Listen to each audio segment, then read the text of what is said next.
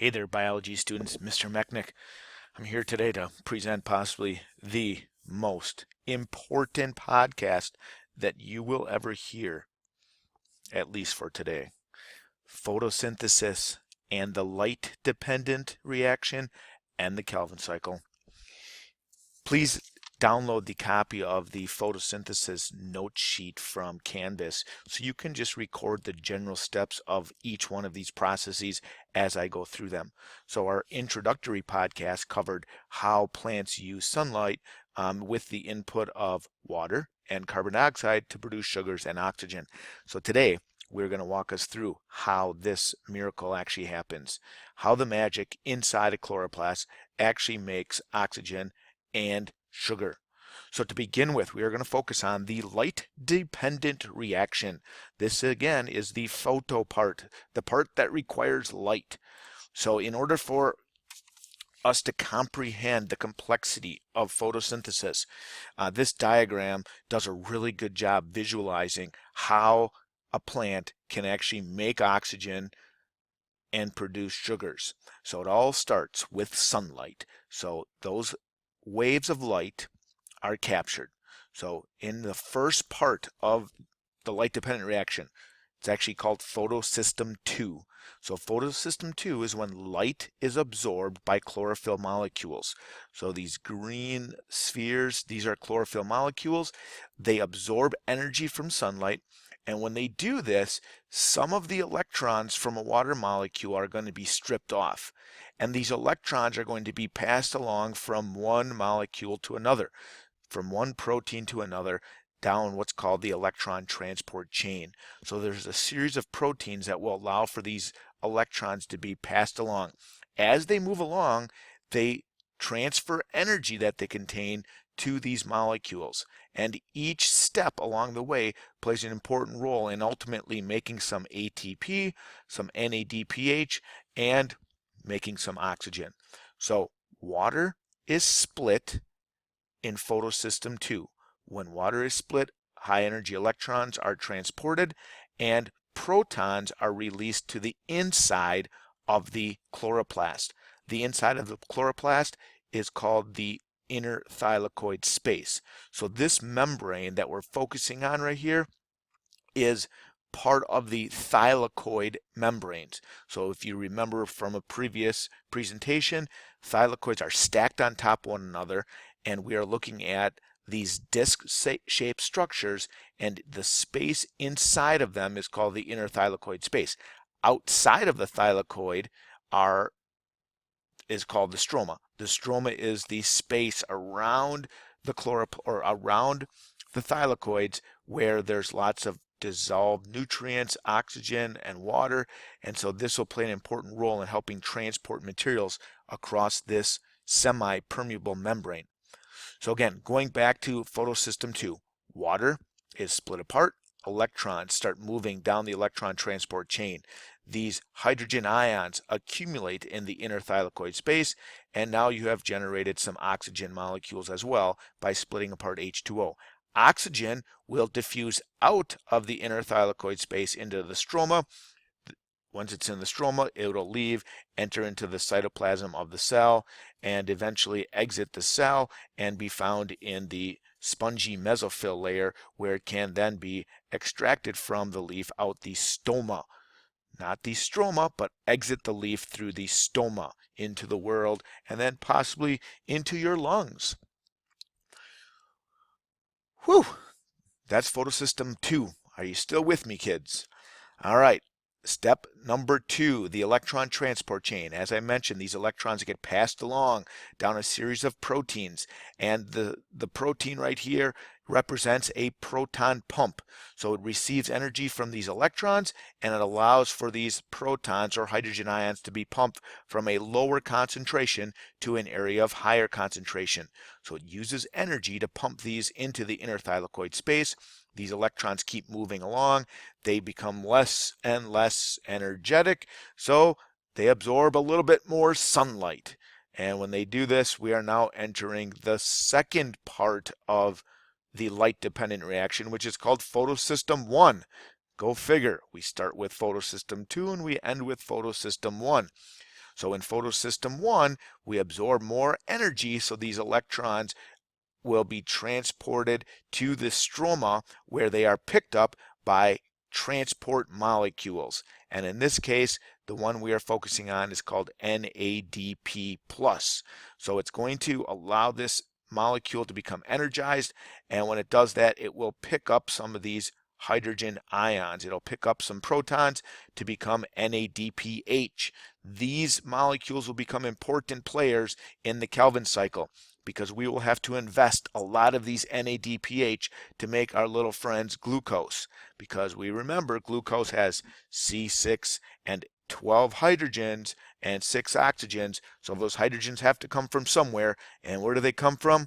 Well, they come from splitting apart this water molecule over here in photosystem II and get transported and picked up by NADPH in the stroma and transported eventually to the Kelvin cycle. All right, so we now have accumulation of these hydrogen ions on the inside of the thylakoid. So we have this gradient, this highly charged region inside the thylakoid. What happens next is that this enzyme will start spitting out lots and lots of ATP. The enzyme is called ATP synthase. In order to activate this enzyme, what happens is these hydrogen ions will start flowing from high concentration to a lower concentration, high concentration to a lower concentration. And when it does this, this enzyme will pick up phosphates and combine them to adenosine diphosphate to make adenosine triphosphate. This molecule becomes so important for living organisms. It will provide the energy necessary for cells to do work. It'll provide the energy necessary for the Kelvin cycle to make sugars. That's about it, kids. Simple. Photosystem II absorbs light, splits water, transports electrons, allows hydrogen ions to accumulate in the inside. During photosystem I, these electrons are picked up by NADPH and will be transported to the Kelvin cycle. And once we have an accumulation of positively charged protons inside the thylakoid, they will flow down the concentration gradient, activating ATP synthase to make lots and lots of ATP. And that ATP that's produced during the light-dependent reaction is going to be used in the Kelvin cycle.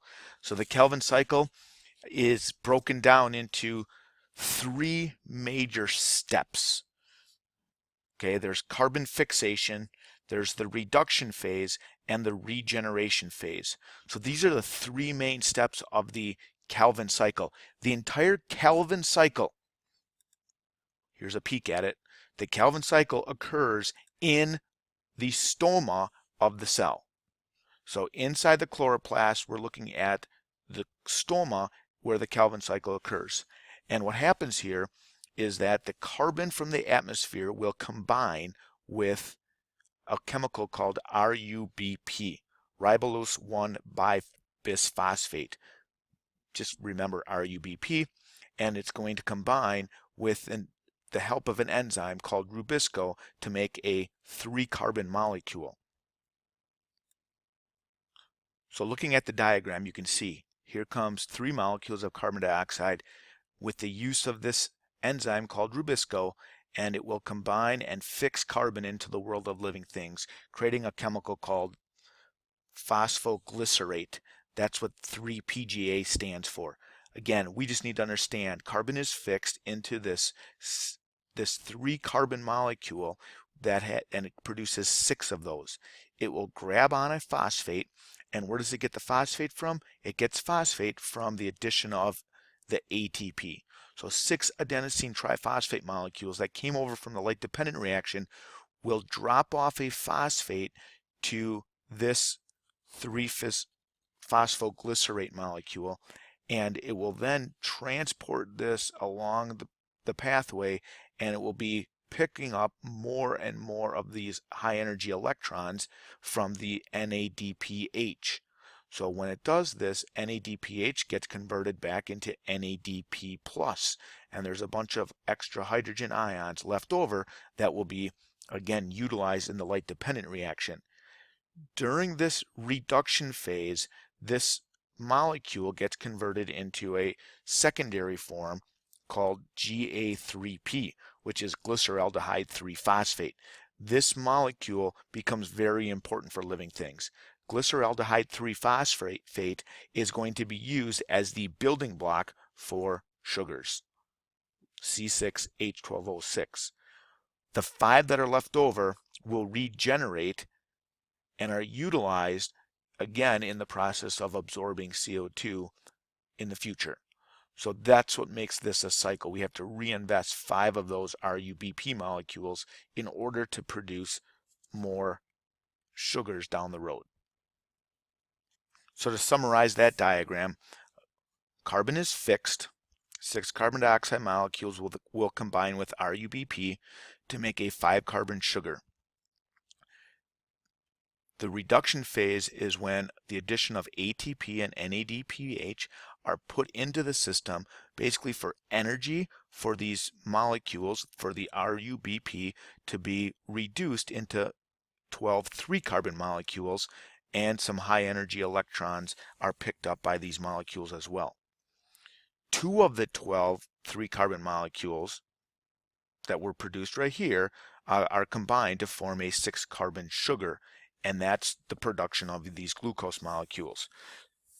So the glyceraldehyde 3-phosphate plays an important role in the production of sugars. You need 2 of them to make simple sugar like a monosaccharide. And then finally, those extra 5 glyceraldehyde 3-phosphate molecules are going to be used to regenerate and to make some more RUBP molecules. So in order for this reaction to continue, we need to even invest more ATP. And where does this ATP come from? You got it, from the light-dependent reaction. It's going to invest some more ATP so it can convert the 10 remaining 3-carbon molecules back into 6 5-carbon RUBP molecules. So here's another visual to kind of summarize the process of putting carbon dioxide in, reducing that sugar down into glyceraldehyde 3-phosphate. One of those is used to help make sugars. Well, you actually need 2 of them to make 1 sugar molecule, but the extra 5 of them are then sent on to be regenerated into that 5-carbon RUBP molecule. Here's one more visual with those fancy names that I've been using to describe the process. So again, carbon dioxide comes in, uses the enzyme Rubisco to make phosphoglycerate, which is the 3-PGA molecule that I referenced earlier. It is then reduced with the addition of some ATP and NADPH into this bisphosphoglycerate molecule, which is then simply converted into a glyceraldehyde 3-phosphate. So the G3P molecule becomes very important because, again, this is what's used to make organic molecules like glucose. And the 5 extra ones are left to be regenerated and, again, will pick up some more phosphates from ATP, and when it picks up more phosphate, it is now transformed into ribose bisphosphate, which then becomes the acceptable donor of carbon dioxide. That's it. You guys got it. Bring any questions that you have about this process to class tomorrow, and I'll be happy to discuss it with you in more depth.